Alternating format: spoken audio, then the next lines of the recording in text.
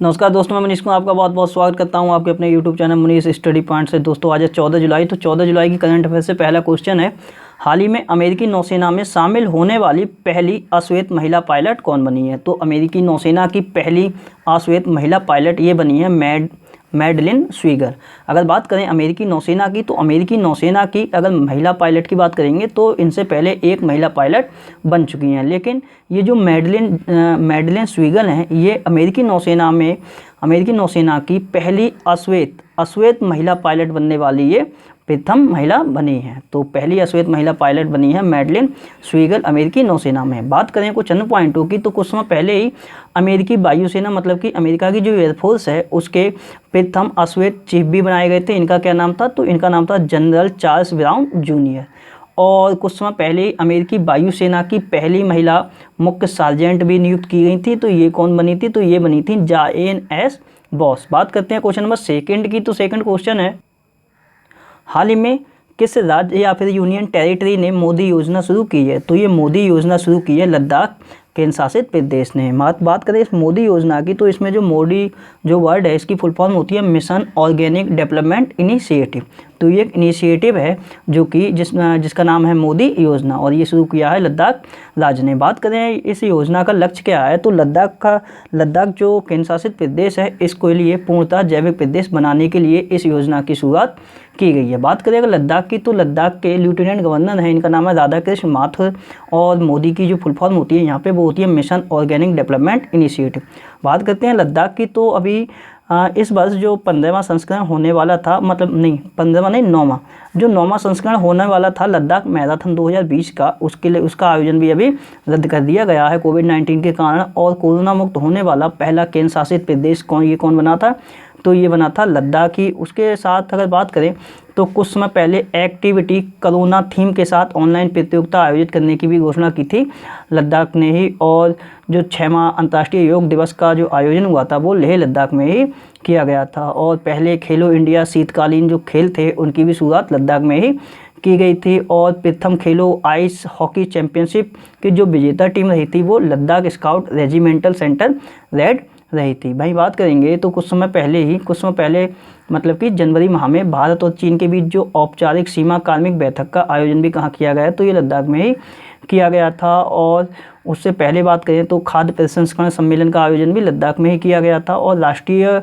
Ice hockey championship का जो आयोजन किया गया था वो भी लेह में किया गया था, और इसमें विजेता रही थी लद्दाख। बात करते हैं क्वेश्चन नंबर 3 की। तो तीसरा क्वेश्चन है, हाल ही में किस देश ने भारतीय समाचार चैनलों का प्रसारण बंद कर दिया है। तो भारत के जितने भी चैनल हैं तो उन चैनलों का प्रसारण बंद कर दिया है नेपाल ने, और इसमें दूरदर्शन शामिल नहीं है। तो दूरदर्शन का चैनल वहाँ पे चलता रहेगा, लेकिन बाकी जो भी चैनल हैं तो दूरदर्शन को छोड़ के बाकी सब चैनलों को बंद कर दिया गया है, मतलब कि नेपाल में उनका प्रसारण बंद कर दिया गया है। नेपाल के द्वारा ऐसा कदम उठाया गया है। बात करते हैं नेपाल की, तो कुछ समय पहले ही मैंने बताया था कि नेपाल में भारत द्वारा एक संस्कृत विद्यालय खोला गया था, जिसका क्या नाम था, तो उसका नाम था श्री सप्तमाई गुरुकुल संस्कृत विद्यालय, जो कि नेपाल के इलाम जिला में स्थित था।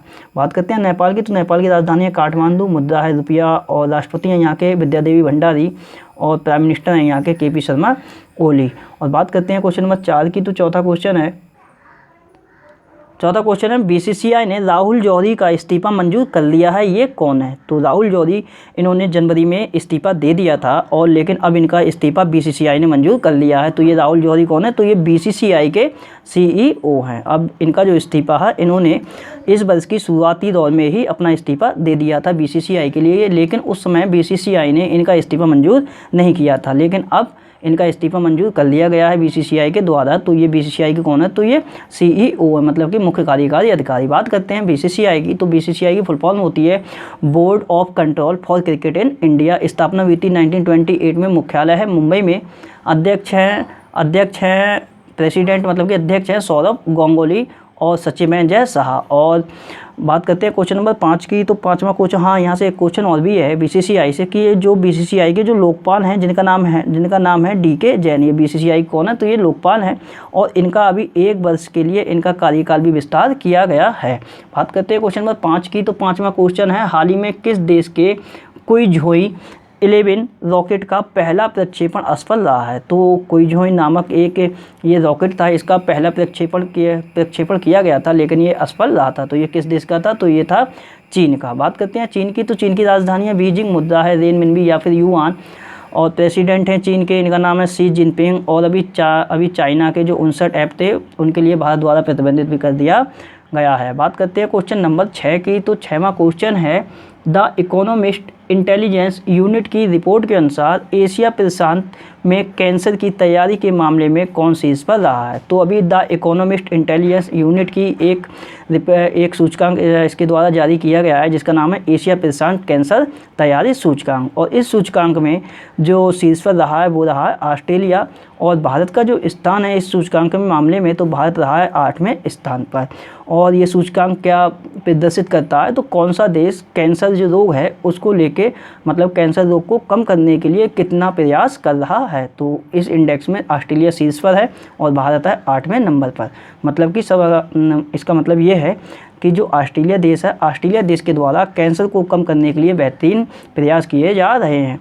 और बात करते हैं ऑस्ट्रेलिया की, तो राजधानी है कैनबरा, मुद्रा है डॉलर, और प्राइम मिनिस्टर हैं यहाँ के स्कॉट मॉरिसन। और ऑस्ट्रेलिया को प्यासी भूमि का देश भी बोलते हैं, लैंड ऑफ कंगारू भी बोलते हैं।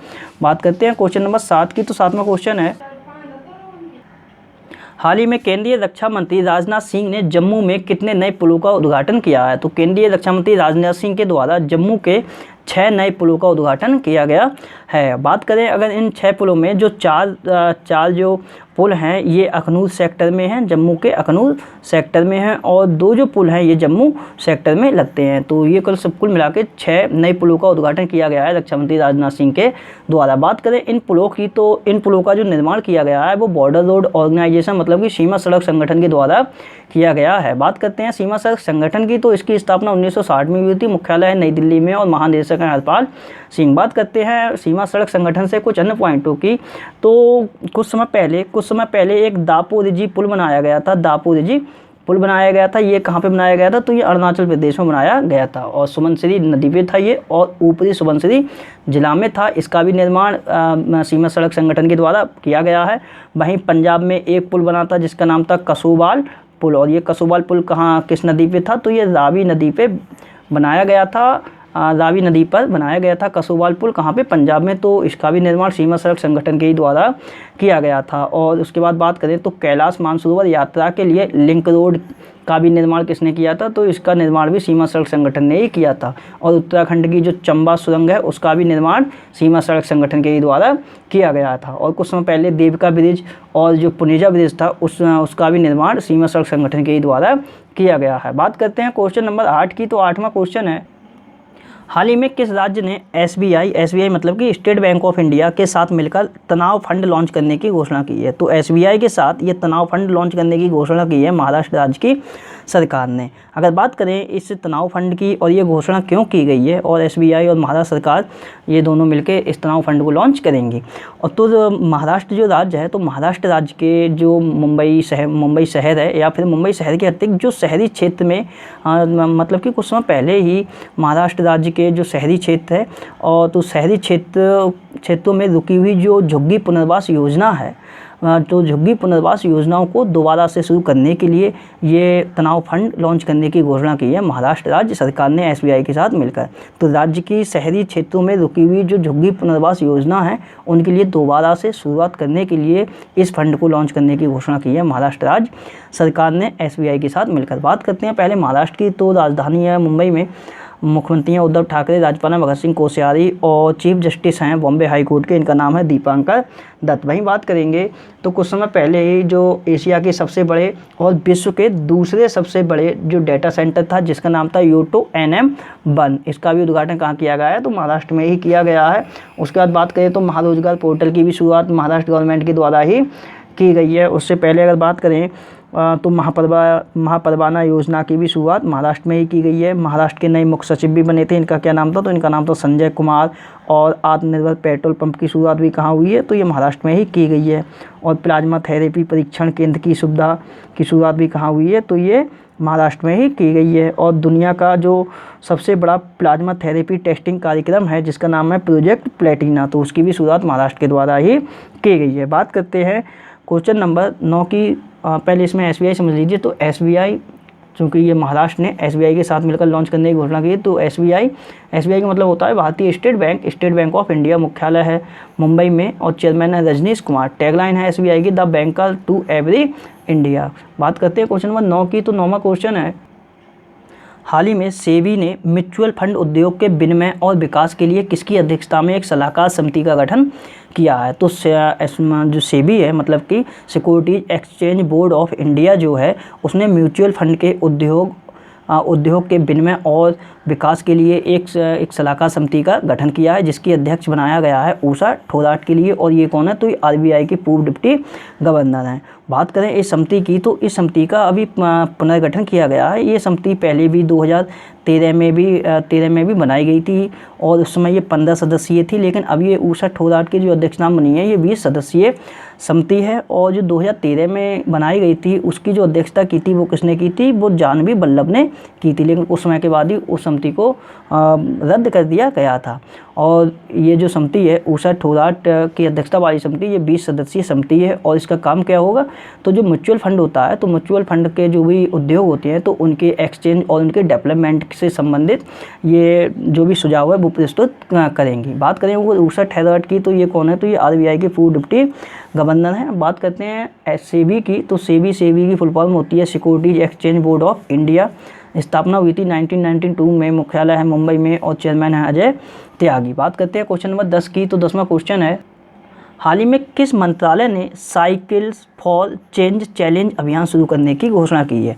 तो ये साइकिल्स फॉर चेंज चैलेंज अभियान शुरू करने की घोषणा की है आवास और शहरी मामलों के मंत्रालय के द्वारा। इस चैलेंज अभियान को शुरू करने की घोषणा की है, जिसका नाम है साइकिल्स फॉर चेंज चैलेंज अभियान। और ये क्वेश्चन ऐसे भी पूछा जा सकता है कि जो आवास और शहरी मंत्रालय है, उसके द्वारा अभी किस नाम से एक चैलेंज अभियान की शुरुआत की गई है? तो साइकिल्स फॉर चेंज चैलेंज अभियान की बात करते हैं इस अभियान की। तो ये अभियान है क्या? तो जो भी स्मार्ट सिटीज़ हैं, तो स्मार्ट सिटीज़ मिशन के तहत भारतीय शहरों में साइकिल चालन संबंधी जो भी पहलें चल रही हैं, तो उन्हीं पहलों को बढ़ावा देने के लिए ये एक अभियान चलाया गया है आवास और शहरी विकास मामलों के मंत्रालय के द्वारा। और बात करें इस मंत्रालय के मंत्री की, तो मंत्री कौन है? तो मंत्री हैं हरदीप सिंह पुरी। बात करते हैं क्वेश्चन नंबर 11 की। तो 11वां क्वेश्चन है, हाल ही में भारतीय नौसेना द्वारा चलाया गया कौन सा ऑपरेशन पूर्ण हुआ है? तो इसका नाम है ऑपरेशन समुद्र सेतु। तो भारतीय नौसेना द्वारा ये ऑपरेशन चलाया गया था। और ये कब चला था? तो ये 5 मई के लिए चलाया गया था। और इसका मतलब क्या था? तो कोविड-19 महामारी के दौरान जो विदेशों में फंसे हुए जो भी नागरिक थे, तो उन्हें स्वदेश लाना। तो कोविड-19 के चलते हुए विदेशों में जो 3,992 भारतीय लोग फंसे थे, तो उनके लिए समुद्र के रास्ते से भारत वापस लाया गया है। और ये जो अभियान है, ये 55 से ज़्यादा दिन तक चलाया गया था। और बात करें ऑपरेशन समुद्र सेतु के लिए, तो जो विदेशों में फंसे हुए जो भारतीय थे, उनको वहाँ से निकालने के लिए 2 जहाज़ों की मदद से वो लोग वापस लाए गए थे, जिनका नाम था, एक का नाम था INS जलाश्वा और दूसरे का नाम था INS मगध।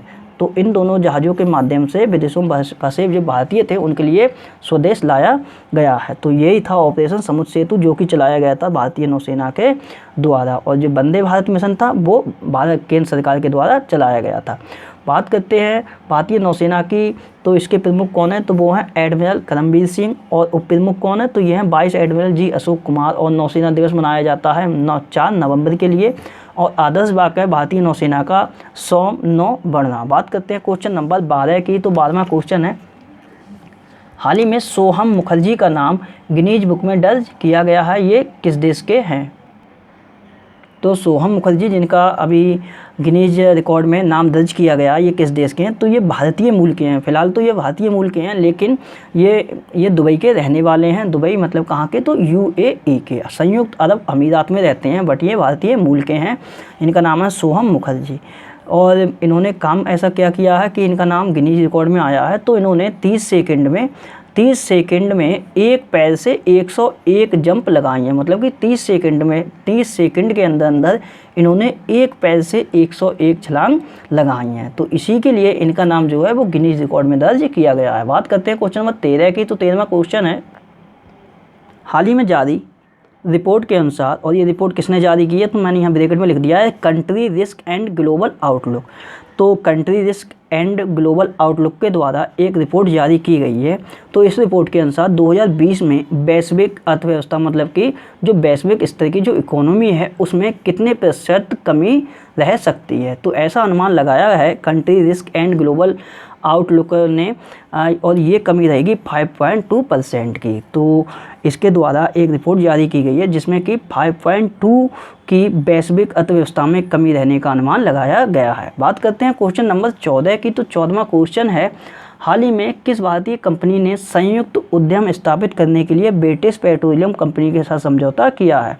तो ब्रिटिश पेट्रोलियम कंपनी के साथ जो समझौता किया है वो किया है रिलायंस इंडस्ट्री ने। और ये समझौता क्यों हुआ है तो ये दोनों कंपनियां मिलकर अब संयुक्त उद्यम मतलब कि दोनों कंपनियां आपस में साझा करके उद्यम स्थापित करेंगी। और ये ब्रिटिश जो पेट्रोलियम कंपनी है ये यूनाइटेड किंगडम की एक तेल की कंपनी है। तो रिलायंस इंडस्ट्रीज और ब्रिटिश पेट्रोलियम के बीच ये समझौता हुआ है और इन दोनों कंपनियों के द्वारा संयुक्त उद्यम स्थापित किया जाएगा। और जो संयुक्त उद्यम स्थापित किया जाएगा उसका नाम रहेगा रिलायंस BP। BP मतलब होता है ब्रिटिश पेट्रोलियम मोबिलिटी। तो इस नाम से ये संयुक्त उद्यम स्थापित किया जाएगा। और इस उद्यम ये जो स्थापित करेंगी तो ये जो संयुक्त कंपनी होगी तो ये संयुक्त कंपनी जो इलेक्ट्रिक वाहन होते हैं तो उनके लिए चार्जिंग की सुविधा प्रदान करेगी। अब बात करते हैं रिलायंस इंडस्ट्री की। ये भारत की कंपनी है।